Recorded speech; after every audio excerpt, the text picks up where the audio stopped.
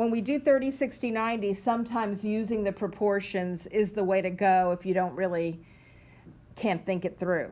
But if you notice, under the 30, there's a 1, and under the 90, there's a 2.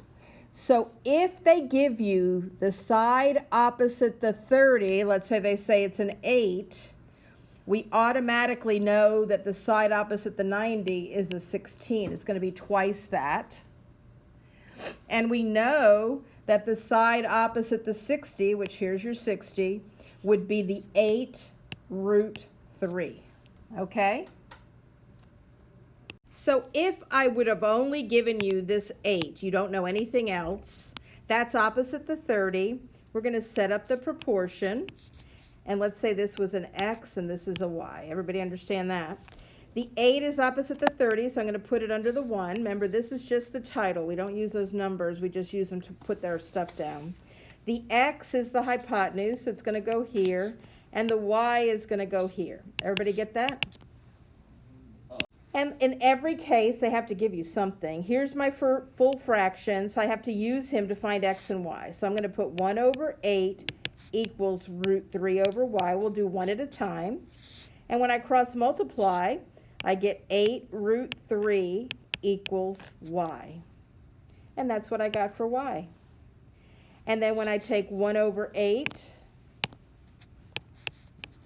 equals 2 over X, I get X equals 16. That's where the 16 came from.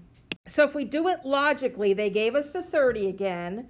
To get the hypotenuse, which is this guy right here, we double this guy. So what is 4 root 3 over 3 times 2? 8 root 6 over 6. It's not 8 root 6. Root 3. No, wait. 8 root 3 over 3. You just multiply the top, and the only things you can multiply in the top are the two guys that are outside of the radical, okay? So why do we times the top thing? Because the 90 is 2 times the one across from the 30. This makes sense. Wow. Not good boy. Okay?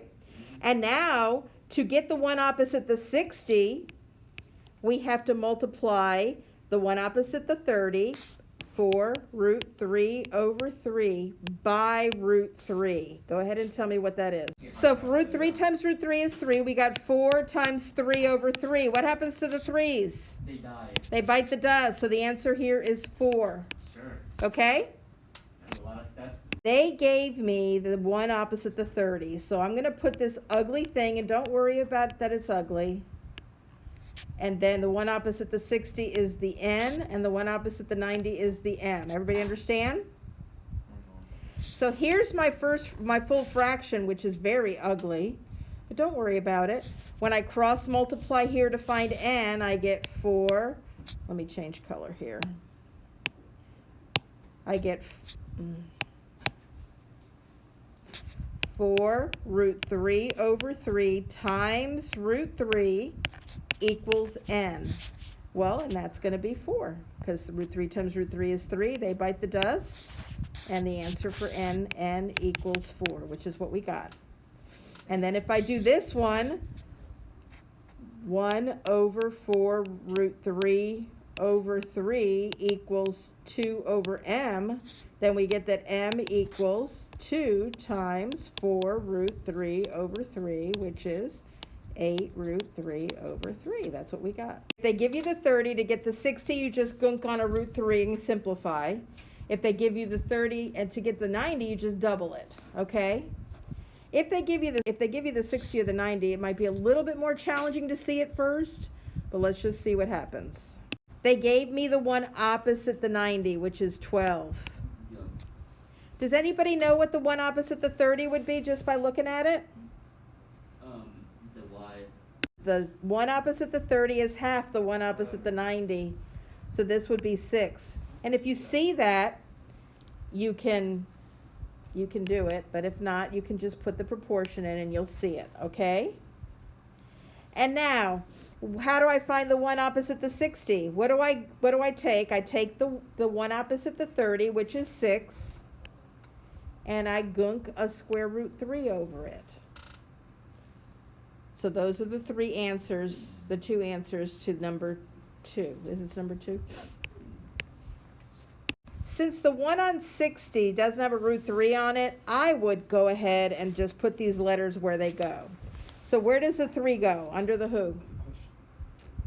So since 3 is opposite the 60, the 3 goes under the root 3. Since n is opposite the 30, the n goes under the 1. And m is the hypotenuse, it goes here. And I didn't write an m. All right, so we have a full fraction here. This is going to take a little longer, but that's why we spent 3 days doing rational expressions, so that you can know how to do this. Let's find the n first. I'm going to cross multiply, and I get root n root 3 equals 3. To leave the n alone, we divide by root 3. So n's alone, but there's a radical in the basement. Can't have a radical in the basement. Multiply by root 3 over root 3. And that gives us 3 root 3 over 3. The 3's bite the dust. So n equals root 3. All right, that made Now we know the one opposite the 30 is root 3. Everybody got that? The one opposite the 30 is root 3. Yeah. How do I find the hypotenuse? What do I multiply it by? The hypotenuse is twice that. So it's or square root or It's just 2 root 3. oh, yeah. Or you can put it in the ratio and get 2 root 3, but it's, it would take you longer to do that if you kind of pay attention to where you are.